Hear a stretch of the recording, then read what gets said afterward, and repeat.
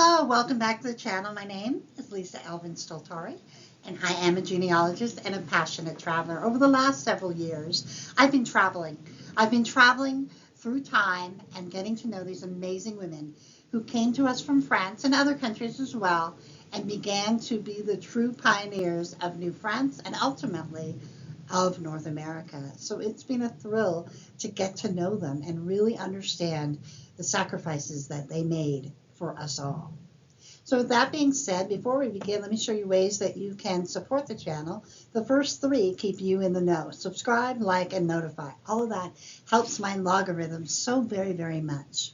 I also want to make sure to let you know that Have Roots Will Travel, the website, has a PDF sheet of all of the episodes I've done prior to this for both Les Filles du Roi and the Filles Mariées. So that's a very, very good resource. And then once you have the number of the episode, there's another link, another page where you can just click on the number and watch the video from there. So if that helps, I hope it does. All right, let's get to know episode number 268. Today we're going to be looking at episode 268, Anne Aubry. She comes to us from a viewer request, and then I looked in my files, and of course my best friend and her daughter on her father's side share this great-grandmother, and then one of my very dearest friends here in Arizona who didn't know about her French heritage, this is also her great-grandmother.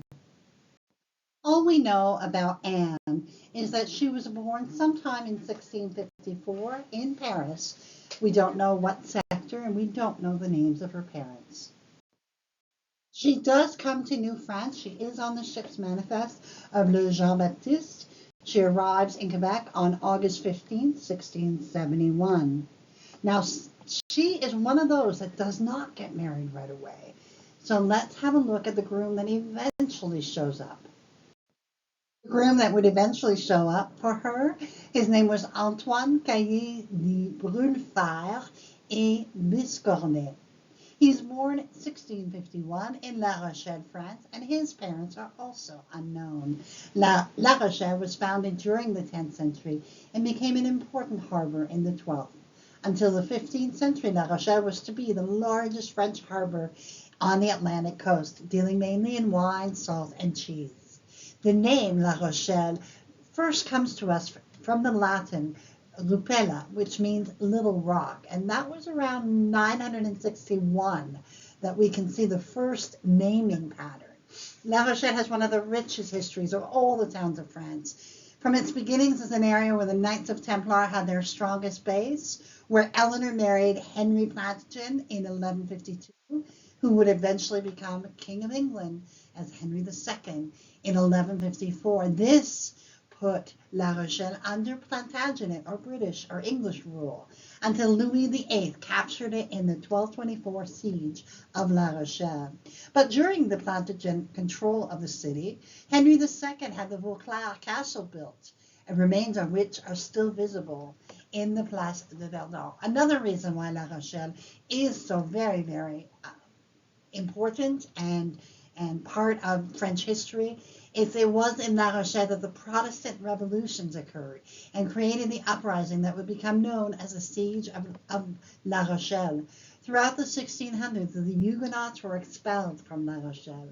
Now, obviously, a lot of the people that came to New France were escaping this persecution.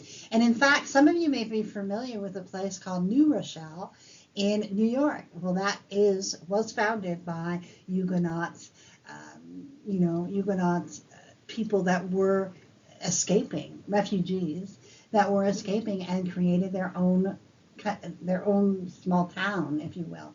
So that is, part of the history and the breathtaking impact that La Rochelle has had, not only on France, but also in New France and beyond. Now, Antoine would come to New France. He would serve as a servant in the seigneurie of Aubry, and he was part of the farm, the domestics on that farm. Now, I just want to point out that his last name, or the name, is brûle fer. It literally means blacksmith, which of course that's what his profession was. We believe that sometime in 1674 at La Prairie is where they were married. Antoine and Anne, notice the A's of their name. I love that when that happens. So they found each other, and he had been there working at least 7 years. So he had built up something, and we do not know what her situation was. We just know that um, it is possible that she married someone and he died. We don't know. And so that's the mystery that happens when we can't find the marriage record, because the marriage record tells us so much. Always remember, you gotta find, if you can, that marriage record. Settle at La Prairie, which means the meadow, and it was first given to the Jesuits in 1667.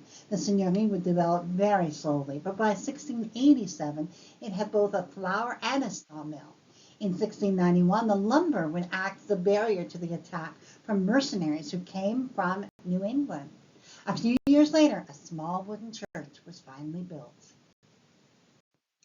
They would go on to have 9 children.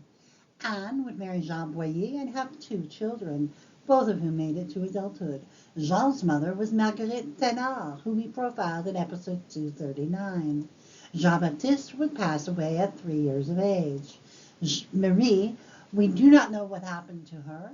She may have become a nun, or she may have passed away after the 1681 census. We have Jacques, who married Marie-Joseph Babot and would have 2 children, both of whom made it to adulthood. We have Anne, who is also featured in the 1681 census. We have no information on her. We have Pierre, who married Marie Brunet and would have 5 children, all of whom made it to adulthood. Antoine would marry Marie-Françoise Bétourné and would have 6 children, all of whom made it to adulthood. Marguerite would marry André Lontin and would have 5 children, all of whom would make it to adulthood. Jeanne would pass away at 18 years of age. Now, in the 1681 census, we have Antoine Cailly, forgeron, which means blacksmith, and then we have Anne Aubry, his wife. We have their children, Antoine. We have Marie. We have Anne, so you can see that it reflects what we have. 2 cows and 3 arpents d'honneur, about an acre and a half of land. As befits a couple who left so little paper trail, Antoine would die first. He was about 66. Sometime between 1707 and 1708 is when we believe he passed. He and Anne would have been married 34 years. Anne herself would pass away at almost age 80. She would leave us with 34 descendants as of 1729, which isn't a lot. But remember, it's not where you start, it's where you finish. And obviously, there's at least 4 people who are descendants from this quite mysterious lady.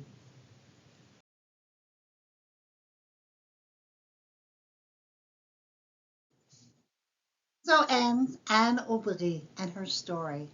Anne and Antoine were among the pioneers of La Prairie, and they would only leave us with 34 descendants, but obviously our viewer is among them.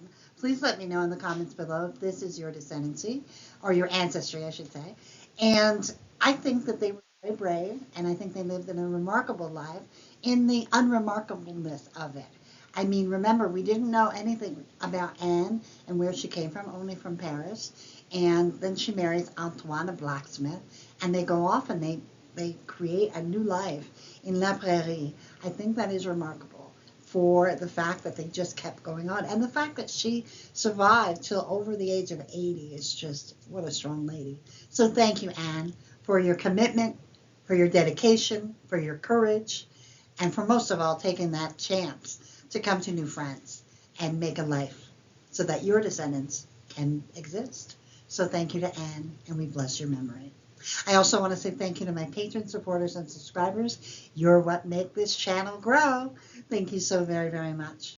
With that being said, I will see you on episode 269 Until then, au revoir.